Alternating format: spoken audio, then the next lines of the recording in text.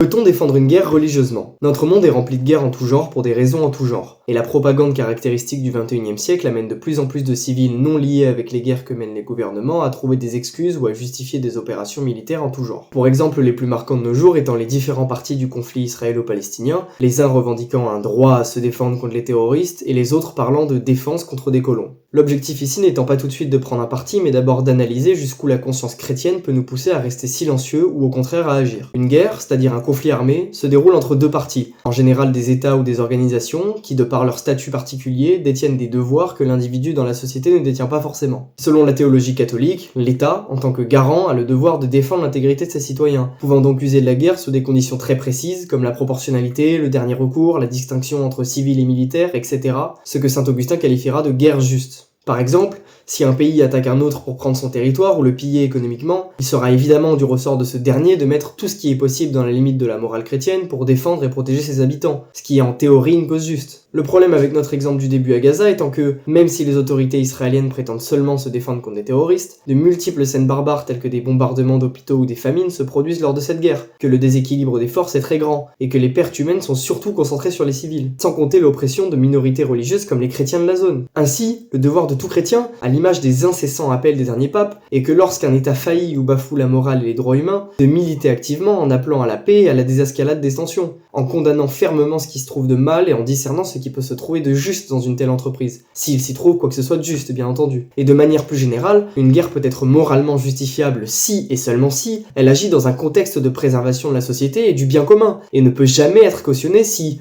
comme à Gaza, elle consiste en un déséquilibre de force et en des crimes de guerre répétés. Et toi, qu'est-ce que t'en penses de cette question ?